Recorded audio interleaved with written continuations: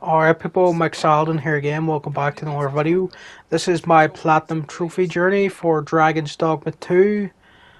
Just going to go through all the trophies as they popped up.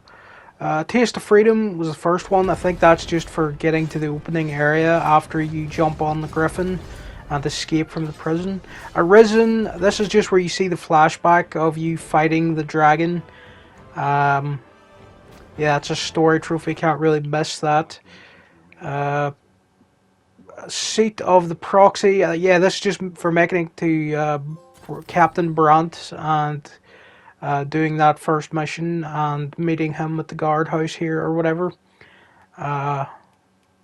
Let's see, Wish Upon a Rift, I think this was for setting a pawn request. My first one, I just set it for like defeat an ogre for 10 grand, just my pawn would get summoned quite a lot. Quit Playing Dead, this was for resurrecting like more than one pawn at once when they're close enough together. This is quite early on. I think I was getting attacked by a minotaur here, way under leveled, and all pawns went down. I didn't even know that was a trophy I was going to get for doing that. One speed only, this is just for hiring an ox cart.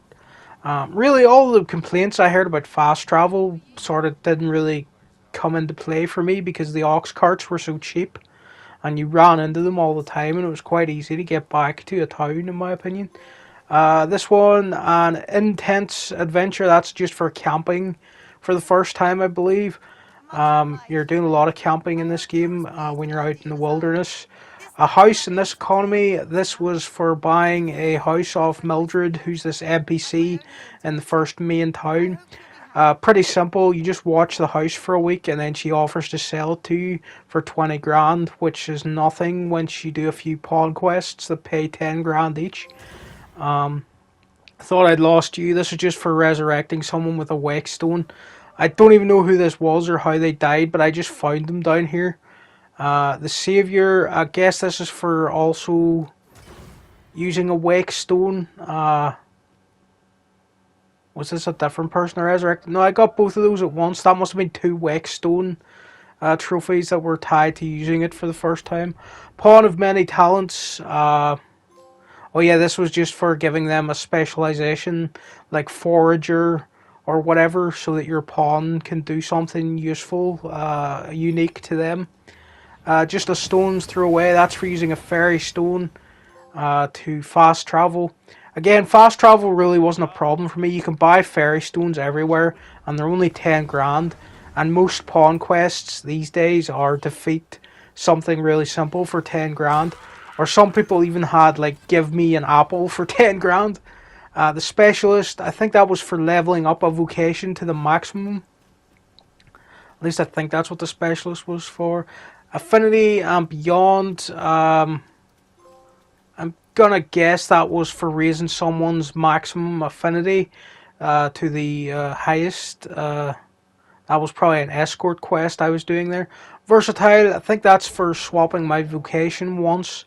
You have to swap to a few different vocations to get trophies, like Magic Archer and all those specialized ones. I think this would just be fighting my first Drake, or at least the first Drake that I managed to take down. So I left in this footage, I guess. I was a sorcerer and I unlocked these really powerful spells early on. The big Maelstrom Tornado one and the Meteor Strike from doing a side quest with the old mage guy and the mage apprentice girl who's in like the first area. You give them like 3 different books each and they'll teach you those spells, and they're the most powerful thing in the game, really. Maelstrom and Meteor Strike. That's not actually what the Meteor Strike spell's called, but I just call it Meteor Strike. And yeah, we defeated our first Drake here. Don't think this was really anything to do with a trophy, but you have to learn all those specializations, those like magic, the highest level powers for each vocation. And yeah, I was just proving there that I got Maelstrom and the Meteor Strike. Before Dawn Breaks, was this for defeating a Headless Horseman? They only show up at night. I think this was part of a quest when I defeated this one. It was a side quest, so I got that pretty early on. To the victor go the spoils. I think that's for retrieving a stolen item that a thief has taken off you. I didn't even know I'd been robbed there, but I think a pawn got back something that was stolen for me, or from me even. Cyclops, a bridge. This is just for turning a Cyclops into a bridge. There's a couple of areas you could do this. I think this is in like near the first starting area. There's usually a ogre on this bridge that's collapsed, then you can just push him over and run across his back.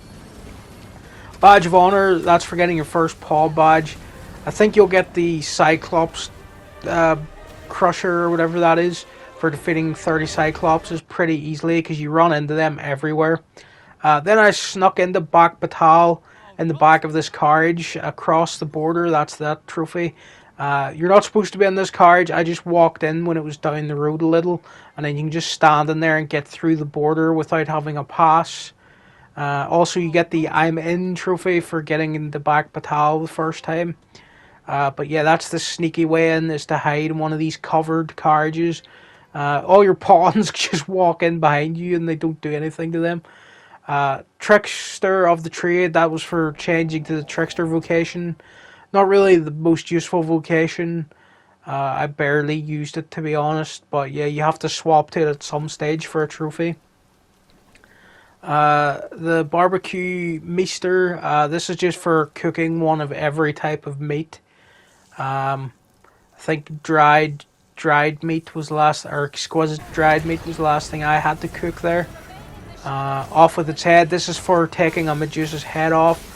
This was really fun. I love doing this. Playing as a thief, so you can use daggers with a lightning enchantment on it, and then you take their head off, and you get quite a few trophies for this.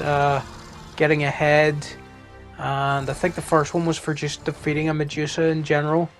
And then you have to use that head that you got to turn a Medusa to stone later for another trophy, but I think it was a little while before I go back and do that. Harpy Joyride, this is just where you put down a beacon and then a friendly harpy will show up. You can grab them and they'll fly you across a gap if you're near one. But I just caught that in randomly to get it out of the way. Hope you brought a lantern. Not actually sure what this one is for. Is it for heading into this cave for the first time? This grotto, I think that's what it was. Going into that grotto for the first time. Back where it all began. I think that's just for entering the volcanic island for the first time. Returning to the starting area of the game where you were a prisoner. You do that very late on in the game. Mystic Spear Hand. Duo Destinies, I think that's for swapping to the Mystic Spear Hand vocation. Pretty cool vocation, one of the better ones in the game, I think, Mystic Spear Hand. But I still just love being a sorcerer because it had the two best spells. Jack of all trades, master of all trades, I think that's for becoming the Warfarer. Again, that vocation, that just lets you do whatever you want, really, the Warfarer. You can have a bow and swords, and also use magic if you want to. Noble's Night Out. This is for sneaking into the masquerade ball while dressed as a noble. You have to do a few quests where you sneak in there. And here is an eye for an eye. This is where you turn a Medusa to stone with one of the heads that you've cut off. Really cool that you can do this. And yeah, just instantly takes out whatever enemy you turn to stone. It's really cool. Dragon Forge, this is where you use some dragon wormfire crystals or whatever they're called to maximum upgrade any item. You'll do that plenty by the end of the game because you'll have so much dragon crystal stuff. Are we there yet? This was for getting in the back of this Phantom Ox Cart, which is a side quest. You have to pretend to be a pawn prisoner and just get in the back of this ox cart for the side quest, and that's how you get that trophy. The Philanthropist, actually can't remember what this one was. I guess it was for helping this guy get over here. Yeah, I'm not quite sure what that Philanthropist trophy was. It looked like an escort quest, so I'm going to guess it was for getting 50 people's affinity to the highest affinity. This is the Sphinx. You had to do 10 riddles for the Sphinx, including this one where you have to find this NPC He's in the checkpoint rest town. There's a guy that looks exactly like him, and his like twin brother. You have to like choose which one. So you had to screenshot that in game and then go find the guy who had the exact same appearance. That was the final riddle, and then you get the full marks trophy for doing all the Sphinx's riddles. The Sphinx will try to leave at this point after you do this little side quest of finding this guy with the purple hair. So you have to be ready with an unmaking arrow, which is the most powerful arrow in the game. You have to be the archer vocation to use it. And this arrow, it basically defeats an enemy in one shot.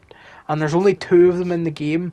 You get one of them from the Sphinx, and you get another one from using dragon blood crystals at the guy who upgrades your armor to the dragon forged level. He sells you one as well. So just after you do, again, this is footage of this quest where I had to bring this NPC over here. That was quite simple actually, because I just put down a port crystal in front of the Sphinx, went and found this guy, used a fairy stone while carrying him, and that transported him right back here. So it was actually pretty simple. And you should definitely put a port crystal in front of the Sphinx when you're doing their quests.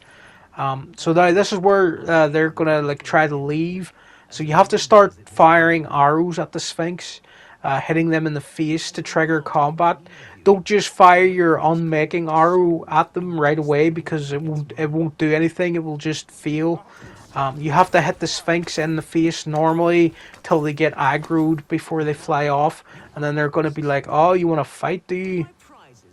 And then we're going to get into it with the Sphinx. So you wait until they're aggroed and they give this little speech so that you're actually in the boss battle. I've seen some people try to shoot the Sphinx with the unmaking arrow before any of this happens, before triggering the actual boss fight, and it just completely wastes the arrow, and they wasted so much time because the Sphinx is just going to escape or whatever. You do need to equip your unmaking arrow at this point. Now we just wait for it to land over here and get it in the back legs, because I think you have to hit it in the legs, and then your arrow just insta-kills it, prevents it escaping, and this way we're going to get the Eternal Wake Stone for defeating the Sphinx, and we're going to need that Wake Stone because it can resurrect multiple people at once, and there's a trophy for saving like multiple people with a Wake Stone, the Eternal Wake Stone. So the Sphinx dropped a key over here or something, I think, and a lot of gold. We've got to just pick all that up, and then we'll open this chest, which gives us the Eternal Wake Stone.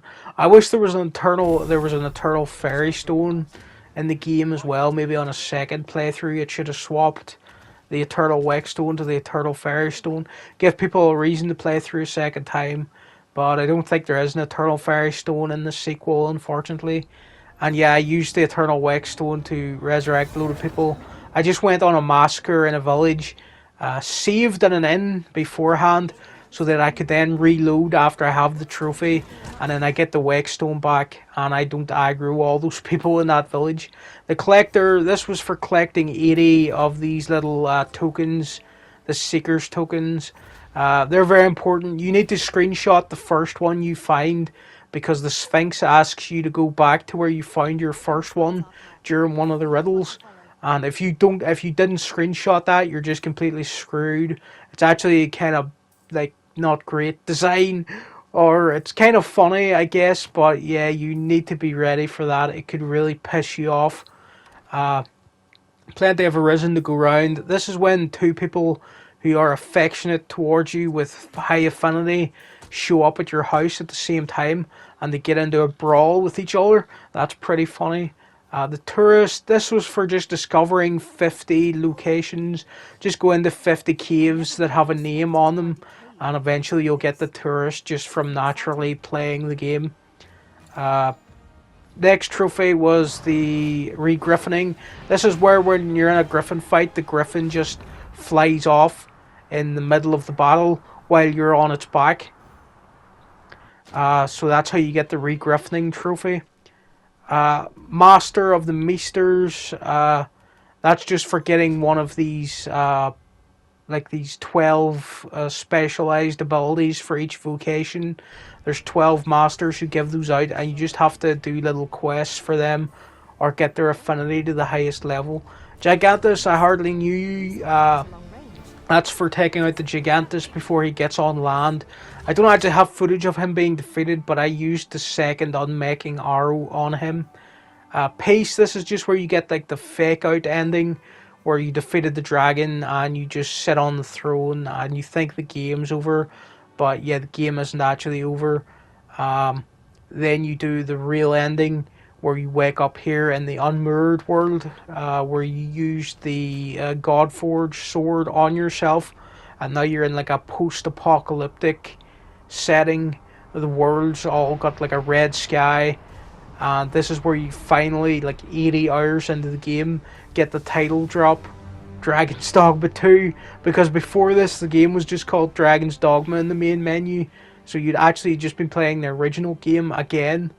And now you're actually in Dragon's Dogma 2 in the unmirrored world, where everything's changed and all the new content is, because it was sort of like a stealth remake of the first game. Story wise, you were doing a lot of the same beats from the first game, and then you come into the unmirrored world, and then there's a lot of new gear, new bosses, and this is just the end game really. You can't save too much and pass too much time, or the world will end, or everything will be covered by the red mist. So you have to be careful about that. But yeah, this is the end game. You had to find the guy who upgrades your weapons and buy this sword, Dragon's Dogma, off him for a trophy. That's what this trophy was. Yeah, this guy who upgrades all your items with dragon crystal blood or whatever. Talos, this was for resurrecting the big giant Talos guy and watching a fight he does with another boss up on a hill. You didn't really have to do anything during this, just watch that fight. It was pretty cool. And the hero, this was for rescuing all these settlements. In the end game, you have to go around all the settlements that you helped and convince them all to evacuate to the main center part of the map. Let's see, the Guardian, I think that, again, that was for getting people to evacuate. That was the Empress in Back Batal. She was the last person I had to get to evacuate. I'm pretty sure that's what the Guardian was to do with. And then finally, it was just for seeing the real ending, closure. And I also got the Platinum Trophy after I did this. To be honest, I had a great time with this game. I think it got a little bit of unfair hate when it first came out. It's not perfect, it's got a lot of rough edges, but I loved the first game and I loved the second too, and I thought the Platinum Trophy was a great time. And yeah, thanks for watching, people.